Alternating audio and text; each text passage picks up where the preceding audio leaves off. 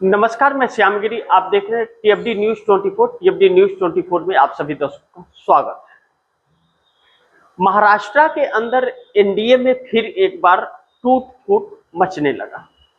महाराष्ट्र के एनडीए टूट फूट अगर होती है तो नरेंद्र मोदी सरकार के लिए एक समस्या खड़ी हो जाएगी।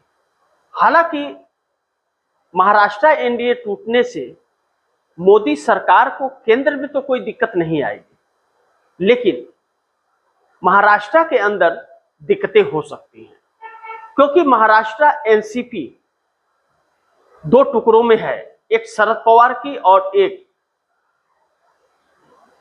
सुनेत्रा पवार की, यानी कि अजीत पवार की, जो अब इस दुनिया में नहीं है। धोखा दे करके शरद पवार से टूटे थे, लेकिन दोनों एनसीपी एक होने की बात कही जा रही थी। इसमें दो फायदे देखे जा रहे थे। इसके इंडिकेटर शरद पवार ने भी दिए थे।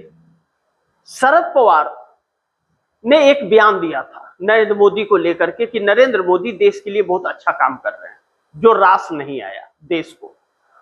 और उन्हें मैंने भी खबर की थी उस पर कि दो मुंहे सांप की तरह शरद पवार रंग बदल दिए।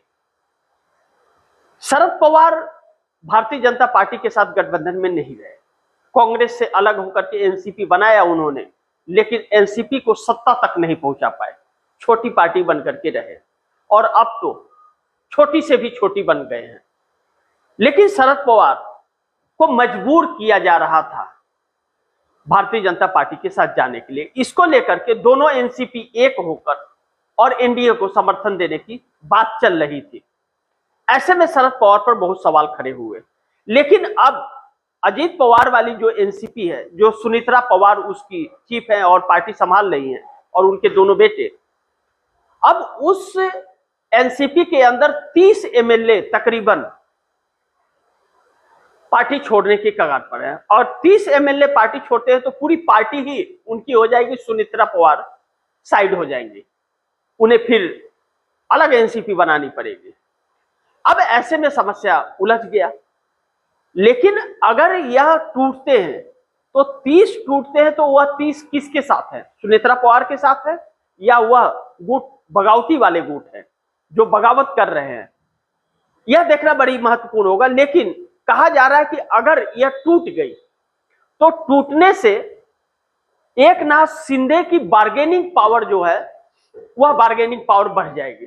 फिर एकनाथ शिंदे एक बार एक्टिव हो जाएंगे और एकनाथ शिंदे मुख्यमंत्री पद के लिए दावेदारी ठोक देंगे, जो भारतीय जनता पार्टी समस्या में आ जाएगी। देवेंद्र फडणवीस ने बड़ी चालाकी से सुनेत्रा पवार को बनाया था डिप्टी सीएम। अजीत पवार के निधन के बाद 13वीं भी नहीं बीती थी तब तक डिप्टी सीएम का शपथ दिला दिया। शरद पवार नाराज हुए थे, लेकिन इस वक्त दुविधा चल रही है, क्या होगा और किस तरह से होता है, इसके लिए थोड़ा सा वक्त लगेगा, जो बहुत कुछ क्लियरिटी देश के सामने आ जाएगी। लेकिन दूसरी तरफ ममता बनर्जी पश्चिम बंगाल के अंदर अब धरना प्रदर्शन पर उतर गई हैं। पश्चिम बंगाल में भारतीय जनता पार्टी की सरकार बनने के बाद बहुत सारी समस्याएं उठ खड़ी हुई हैं। जिस तरह से शुभेंदु अधिकारी सीएम बनने के बाद अब यह कह रहे हैं कि घुसपैठियों को कोर्ट में हाजिर नहीं किया जाएगा, सीधे बांग्लादेश के बॉर्डर पर बीएसएफ को सौंपा जाएगा बॉर्डर के पार भेजने के लिए। लेकिन यह कार्य तो गृह मंत्रालय का है। क्या गृह मंत्रालय ने यह निर्धारित किया है कि बांग्लादेशी घुसपैठिए कितने हैं? इसको लेकर के कोई आंकड़ा जारी किया है? क्या इसको लेकर के सीएनआरसी कराया है कि पता चला, या फिर चुनाव आयोग द्वारा वोटर लिस्ट से नाम काट देने से जिसके नाम कट गए वह घुसपैठी हैं, यह साबित करना चाह रहा है? यह एक बहुत चिंताजनक बात है और इससे चिंताएं यह भी बढ़ सकती है कि जो करोड़ों लोगों के नाम वोटर लिस्ट से कट रहे हैं, क्या सबको घुसपैठिया बना करके भेजा जाएगा? भारतीय जनता पार्टी का विरोध इसको लेकर के बांग्लादेश में कल हुआ था और वह वहां के हिंदुओं को भी उसी तरह से ट्रीट करने लगे हैं। अगर शुभेंदु अधिकारी यह काम करते हैं तो 91 लाख लोगों के नाम कटे हैं, क्या 91 लाख लोगों को बीएसएफ को सौंप देंगे? जो बयान दे रहे हैं कि कोर्ट में हाजिर नहीं करेंगे, बीएसएफ को सौंप देंगे। यह किसने प्रमाणित किया कि कितने घुसपैठियां हैं? चुनाव आयोग को यह अधिकार किसने दिया? किस संविधान ने दिया कि वह घुसपैठिया और वह क्या नाम है कि इस देश का नागरिक नहीं, वह तय करेगा इस बात को? क्या इसके संवैधानिक अधिकार हैं उसके पास? क्या इसे वह करेगा या गृह मंत्रालय करेगा? अगर चुनाव आयोग ही सब कुछ कर रहा है तो अमित शाह की जरूरत क्या है? गृह मंत्रालय में ताला मार देना चाहिए फिर तो। यह समस्या उलझ गई है। जिस भारतीय जनता पार्टी को जिताने के लिए चुनाव आयोग ने बहुत ही सातिराना चाल चली और एसआईआर के तहत नाम काट करके और भारतीय जनता पार्टी को सत्ता तक पहुंचाया, उसके बावजूद वोटों में हेराफेरी की गई, जिस तरह से मशीनों को बदला गया, जैसा अभिषेक बनर्जी आरोप लगाते हैं, ऐसे चुनाव आयोग सवालों के घेरे में है। और अब जनता के बीच इसका 1% भी क्रेज नहीं बचा है। पूरी तरह से बेईमान चुनाव आयोग बन गया है, ऐसा लोगों का मानना है। अब मुस्लिम समुदाय भी नाराज हो गया है। जिस तरह से मुस्लिम समुदाय को प्रताड़ित किया जा रहा है, तो गायों को जो यह ले जाकर के हिंदू बेचते थे, अब मुस्लिम समुदाय ने गायों को लेने से मना कर दिया है। ऐसे में बहुत से हिंदू अंधभक्तों का नींद उड़ने लगा है। जो ममता बनर्जी सक्रिय हो गई है, बुलडोजर को या मुस्लिमों को प्रताड़ित करना या नमाज न पढ़ने देना, ऐसे सारी चीजों पर सरकार रोजगार पर ध्यान न दे करके प्रताड़ित करने पर ध्यान ज्यादा ही कुछ दे रही है। ऐसे में नरेंद्र मोदी के लिए मुश्किलें काकरोच जनता पार्टी ने बढ़ा दिया। काकरोच जनता पार्टी जो चर्चा का विषय बन गई है, अब जीत जो अमेरिका में बैठ करके जो इसे एक सोशल मीडिया हैंडल पर एक टीम बना दिया और अचानक 2.5 करोड़ लोग उससे जुड़ गए। अब ऐसे में 2.5 करोड़ लोग मात्र 5 से 7 दिनों में जुड़े। भारतीय जनता पार्टी का उतरा नहीं है, कांग्रेस का नहीं है, लेकिन अब इसमें कहीं ना कहीं कुछ षड्यंत्र नजर आता है, या सरकार द्वारा षड्यंत्र किया जा रहा है, या आने वाले वक्त में बताया जाएगा। लेकिन उसके हैंडल को हैक कर लिया गया है, ऐसा अभिजीत ने आरोप लगाया है। अब उससे अलग अलग तरह के संदेश निकाले जा रहे हैं कि यहाँ पर पार्टी, वहां पर पार्टी, यहाँ पर ये करेगी, वहां पर वो करेगी।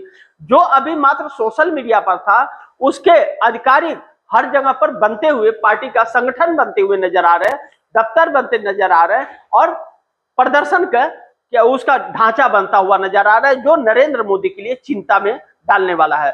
लेकिन इसको दूसरे तरीके से देखा जाए, कांग्रेस जिस तरह से लगातार युवाओं को लेकर, बेरोजगारों को लेकर के, प्रताड़ित जो हो रहे हैं उनको लेकर के, अर्थव्यवस्था को लेकर के, जिस तरह से यूथ कांग्रेस सड़कों पर है, लगातार लाठियां खा रही है, पानी की बौछारें हो रहे हैं, प्रदर्शन हो रहे हैं, लेकिन कोई टीवी चैनल दिखा नहीं रहा है, न तो कोई अखबार उसे छाप रहा है।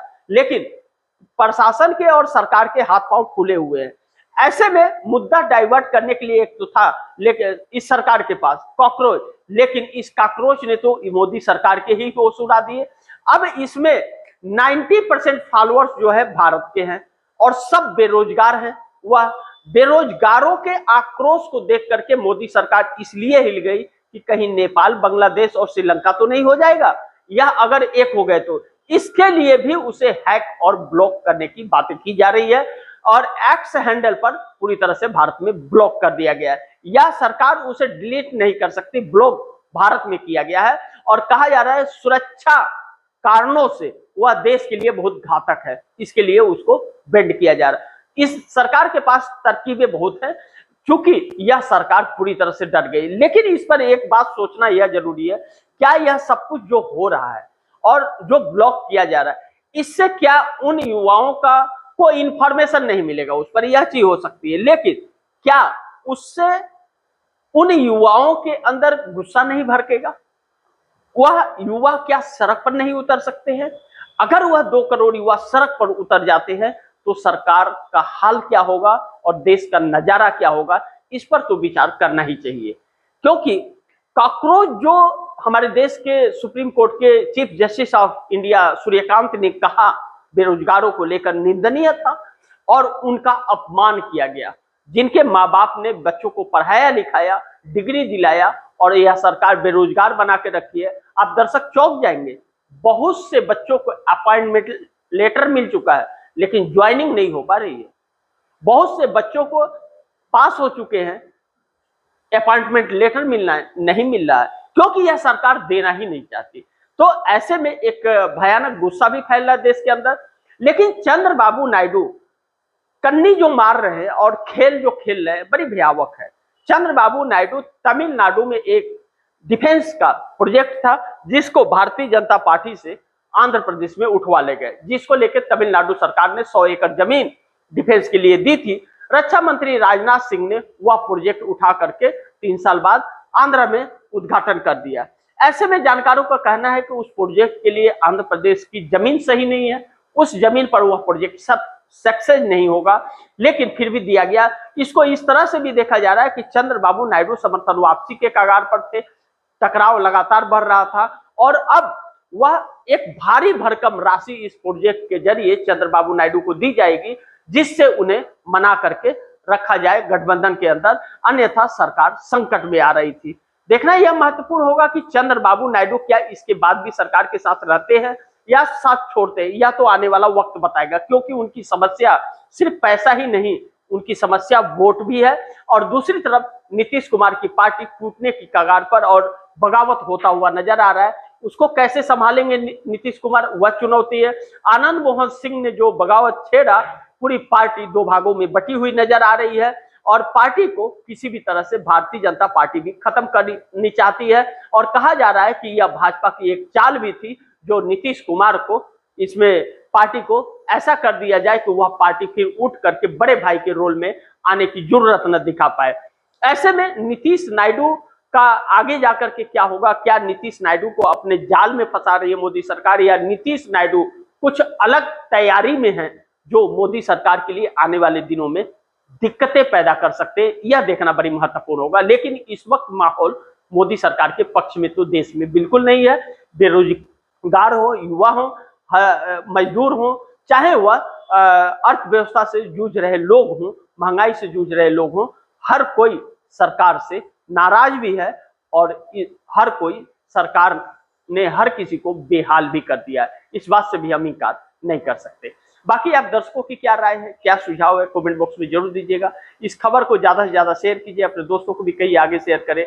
और आपने टीएफडी न्यूज़ 24 को सब्सक्राइब नहीं किया, सब्सक्राइब कर लीजिए, अपने दोस्तों को भी कहिएगा सब्सक्राइब करें। मिलते हैं अगली खबर के साथ, तब तक के लिए नमस्कार।